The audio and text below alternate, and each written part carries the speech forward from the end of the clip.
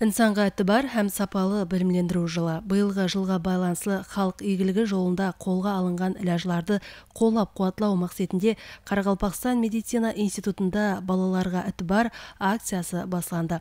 Осы жылдың 9-23 февраль күндері аралығында тума рауажану патологиясы болған балалар толық тексерулерден өткеріледі институттың клиникасында.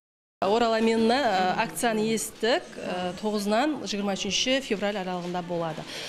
Біздерді әзір қызықтырып тұрғаны не үшін бір айлықтан 5 жасқа шекемгі балалар екерлігі. Не үшін акцияға айне осы жаста балалар қамтылып жатыр?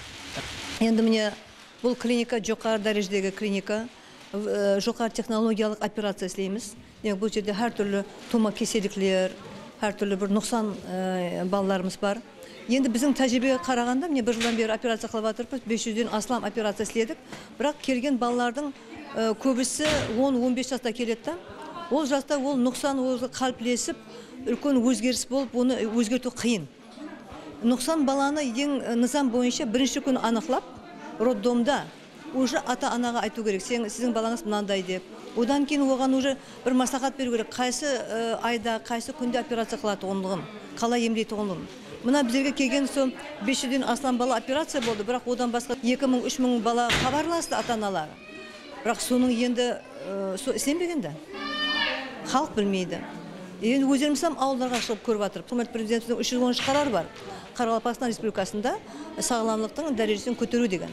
Сол бойынша біздер һәм районға бригада бар балаларды көріп жатырмыз. Сонда да ата-ананың білімі бойынша әзір тибби мәдениет дейміз, білімі жоқ. Жетерлі емес, балалардың тума кесел екенін ол білмейді. Оған педиатрам айтпаған уақытында. Демек, уже баласы 3-ке шыққанда да ол білмейді, мәселен. Ол тек мектепке барғанда, егер сабақты үлгермесе, ол ойланып бастайды, мен балам неге сөйлемейді, неге айтпайды. Бірақ осының бәрі міне, соңғышынан біздер бірінші мақсат, әлбетте біздер бірінші күннен 18 жасқа дейін балаларды көреміз. Бірақ қазір ең бірінші дәреже, сол балаларды көрден алып, ертеден соның алдын алу. Сағлам балам келатыр, ата-анасы ойланып, көрсетейік пе бола ма? Болады.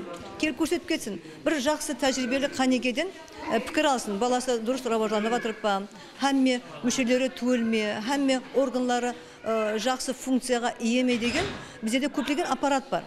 Құлақтың есту қабілеті, құлақ бар болғанмен оның ішіндегі естілу қабілеті әр түрлі болуы мүмкін. Сол бойынша специалды аппарат бар. Ол жақсы естіме, естпейме анықтау үшін.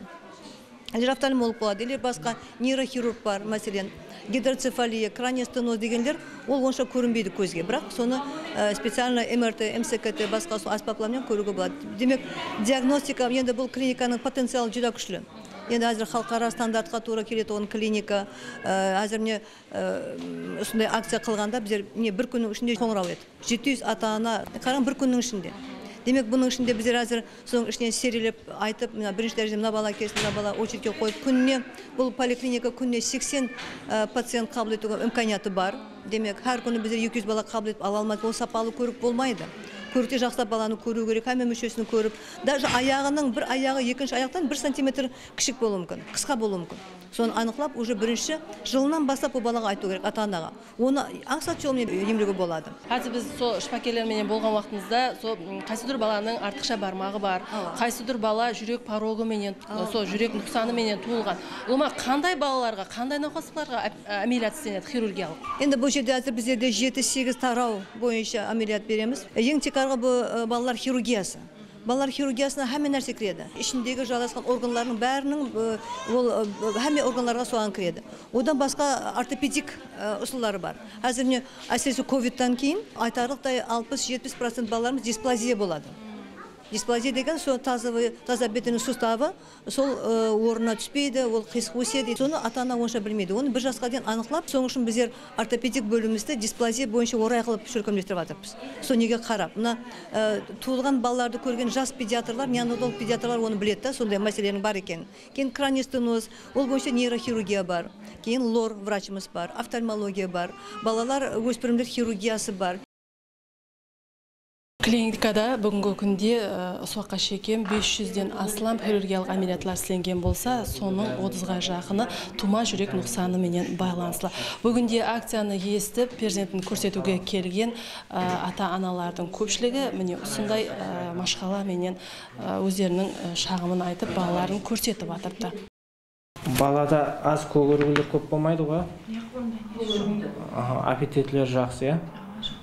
Актив бала. Кемінде 2 жас, 3 жас болған шекем, операция қылынбай тұрады. Сіздің порог ДМЖП размері кіші размер 4 мм деп берген. 4 мм болса күтуге тура келеді. Ол бала жасы үлкейгенде бұны операциядан кейінгі науқасқа күтіміміз жақсы болу үшін керек. Енді бұл баламызда тума жүрек нұқсанларынан бөлмешелер арасындағы дефект, тосықта тесік барлығы анықталған туылған уақытынан бастап. Енді баланың жасы кішілігіне байланысты қазір 1 жасар. Күтімі болу керек, науқасты аязлатпай 2-3 жасқа шейін күтіліп, кейін операция қылу керек екенін маслихат берілді. Бұл уақыт давамында тексеріліп тұру керек екені 3-6 ай давамында бұдан кейін профилактик көрікке келіп тұрғанын ескертіп өттік.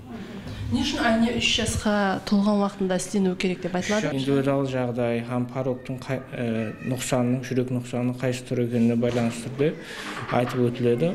Енді бұда балада нұқсаны, дефекті, тесігі жүдә үлкен емес. Стабильный баланың жағдайы ауыр емес.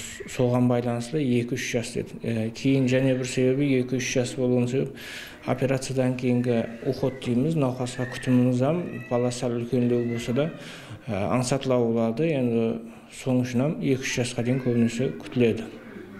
Бүгін көрінуге, акцияны естіп көрінуге келген ата-аналардың перзентлерінде және қандай машқаларды ұстасып жатыр сіздің қанегелігіңіз бойынша?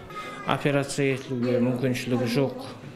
Мүмкіншілігі жоқтығы анықталып жатыр. Қаражет жағдайынан, кеселік жағдайларынан қосымша түрде дефекттің үлкейгенлігі, уход жақсы болмағандықтары анықталып жатыр.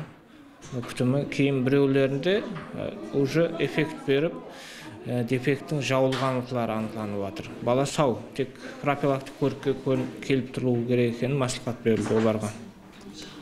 Қазіргі уақытқа шейін сол клиникада істелген операциялар қандай нәтижемен жұмақланды?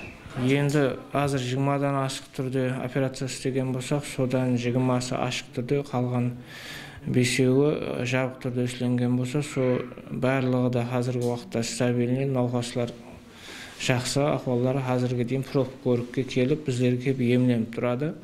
Оларда асқынулар бермеген. Жағдайлар жақсы балаларды біздерге істелген операциялар. Демек, бүгінгі акциядан кейін де сол балаларды біз аламыз. Неше бала мәлім болды операцияға? Енді қазір бүгінгі акциядан кейін де? Акцияға қазір біздерге мәлім болғаны бүгіннің өзінде 20 науқас мәлім болып тұрды. Енді одан алдың мәлім болғанларым бар. Клиникаға үйреністі. Үйерде бөлім, бұндай кардиохирургия бөлім бар екені, операция істелініп отқанның хабары бар. Енді қолдан келгенше бұларға сырттағы басқа, олай Ташкенттегі қанегелермен бірlikte операция істеп, баласын сауаландырып беруге әрекет етеміз. Қызыңызды көрсетуге алып келген екенсіз да, шпакерлерге. Қандай диагноз қойылған? Жүрек порогымыз тума. 2 күннен білінді бұның туылғаннан кейін де жүзіне. Соған біздерге постоянно бізде көріктен өтіп тұрамыз. Рестетский больницада, кардиология бөліміне. Біздер 2 рет Ташкентке барып келдік, Сампиға. Жоллама берді. Жоллама бойынша біздер 2 рет барып келдік. Кеше 2-ші Ташкентке сентябрьде барғанымызда, бұл қызымызды 6 айдың ішінде операция қылмасақ болмайды деді. Енді 6 айдың ішінде болған бізде қазір жағдай мүмкіншілік болмай қалды. Енді уже 6 айым бітіп атырды. Институттың клиникасында дегенге мен қазір өзім әкелдім. Ташкентке бармай, сөйерде қылуға болам екен деп әкелдім. Бізге қазір 5 күн я 7 күнге клиниканың өзінде жатасыз деді. Шариаттың бәрі жақсы деді. Қызыңыз деді, семіру керек деді. Операцияға дайындау үшін деді. Семірмесе болмайды деді қызыңыз. Неше жаста? Қазір бірден 6 ай өтті қызым. Қанекей бұл ауырмаса, тәуір болып кетсе балаларымыз. Мама болып тұрған машқала бұл кардиохирургия. Диерлі қазір жазып атырған ата-анамыздың 50% бұл кардиохирургик кеселігі, жүректің порогы. Бүгін күнде міне құрметті президентіміздің тағы бір ітібары менен 15 март күні таза үш күнде келеді. Аппарат искусственного кровообращения қанды искусственно айландырып тұрады. Ondегі жүректі ашып операция қылғанда қан айланып тұру керек. Жүректің орнын сол искусственный аппарат істеп тұрады. Сондай аппарат алғаннан кейін біздер толығымен жүректі ашып операция қылуға мүмкіншілігіміз бар. Бұл жерде әмме нәрсе бепіл. Ташкенттегі 35-50 миллионлық операциялар біздерде бепіл. Халқымыз үшін президентіміздің со берген имканияттың бәрін біздердің парызымыз халыққа жеткеру. Қазір шпагерге көрініп шықтыңыз, қандай жағдай еді? Аяғында 6-шы бармақ бар еді. Аяқ киіммен кесендетіп жатыр. 2,5 жаста. Не деді азыр шпагерлер? Тексеріп, үйреніп шығып, картасын неғса зона көтеміз деп айтты. Бұдан алдын көрсетіп бердіңіз шпагерлерге? Кішкентай кезінде көрсетіп ем. Өссе алып тастау керек деді. Өспесе тұра береді деді. Демек, қазір өсті 2,5 жасқа шейін? Ава, клиниканың өзінде. Алып тастайды Құдай қаласа. Клиникаға бүгінгі күнде жоғары тәжірибеге ие болған шпагерлермен бірге жас кадрларда қамтылған Ташкент қаласынан да бірқатар шпагерлер келіп бүгінгі өзінің іскерлігін алып барып жатырды. Ассаламу алейкум. Міне қазір акцияға келдік. Акцияда сол сіздің тарау бойынша келіп көрініп жатырған науқас балалар да барды. Сіздің бұл жерде қазір істеп жатырғаныңызға қанша уақыт болды? Ташкент қаласынан келді. Біз ұстазымызбен біргелікте Toshkent shahridan bolalar milliy tibbiyot markazidan birgalikda keldik. Shu yerda bolalarni tekshiruvdan o'tkazish va operatsiya davolash uchun kelganimizga 6 oy bo'ldi. Bu yerda shu bolalarni tekshirib operatsiya qilyapmiz. Asosan tug'ma bolalarni tug'ma rivojlanish nuqsoni bilan kelgan bolalarni operatsiya qilib tekshiruvdan o'tkazyapmiz. Biz hozirda yuqori texnologik asbob-uskunalardan foydalangan holda bolalarda laparoskopik va mini-invazivniy xirurg asosida demak bolalarni operatsiya o'tkazyapmiz. Kelganimizdan beri 200 dan ortiq operatsiya qilindi. Katta, kichik operatsiyalar. Hammasi muvaffaqiyatli amalga oshirildi. Qolaversa bu yerda rahbariyat yordam asosida va yuqori texnologik asbob-uskunalar yordamida muvaffaqiyatli amalga oshirildi. Assalomu alaykum. Mine hozir aksiya boshlandi. 9 fevralning o'zida ko'rib turmiz, ko'pchilik ota-onalar farzandine qandaydir diagnoz qo'yilgan. Және bilamiz, eli balasında qaysidir kasallikning belgilarini sezgan, biroq hech yerga apарып ko'rsatmagan ota-onalar da bor. Ulma bu yerda qanday qaniyliklar bo'yicha sol tekshiruvlar olib boriladi? Tikarna bu klinikada qaniyliklardan neyroxirurg, balalar neyroxirurgi, balalar xirurgi, balalar ortopedi, balalar жасөспірімдер қыздар гинекологы, офтальмологы, балалар неврологы, балалар лор шпагері тиканы жұмыс істеп жатыр. Әзір көріп тұрған болсаңыз, олар балаларды көріп, диагноз қойып, тиісті маслихатларын беріп, егер жатқызатындай операцияға мұқтаж науқастар болса, клиникаға жатқызып, тексеру жұмыстарын алып барып жатырмыз. Енді әзір басланған дәстепкі күннің өзінде көріп тұрпыз, адам көп та, перзентін алып келіп көрсетуге алып келген ата-аналар. Әзірдің өзінде қанша сол балалар көрді? Бір мезгілдің өзінде әзір 100-ден астам науқастар, балалар көріктен өткен екен. Соларға тиісті қанекелер тарапынан көріліп, тексерулер алып барып, анализ болама, рентген, УЗИ, МРТ, МСКТ тексерулер алып барылып, соның нәтижесіне қарап, кейінгі жағын тактикасы көріле береді. Демек, бұл жерде сол балаларды жатқарып, сол операциядан алдын таярлауға да барлық мүмкіншіліктер бар. Клиникада әмме мүмкіншіліктер бар. Онда ешқандай не жоқ. Клиникада көп адамдар біздерде халықта түсінік бар екен. Клиника деген аттың өзі төлемле деп ойлайды. Негізі бұл клиника ұлыма бипл. Текарна клиникада тума нұқсаны бар балалар қаратылған клиника.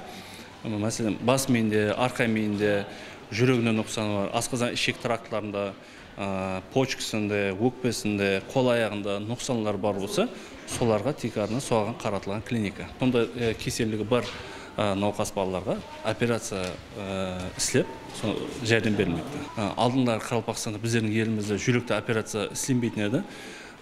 Жүрек операцияланып, тума жүрек нұқсаны бар, порогы бар балаларым операция істеніп, ата-анасының алдында күліп ойнап, сауаланып қайтқандар көп. Міне осындай имканият жаратылар екен, ата-аналар да өз уақытында әтібар қаратып, перзентлерінің саламатлығына бейпаруа болмаса екен. Өйткені оларды дауалауда өткен әр бір күннің ахметі бар.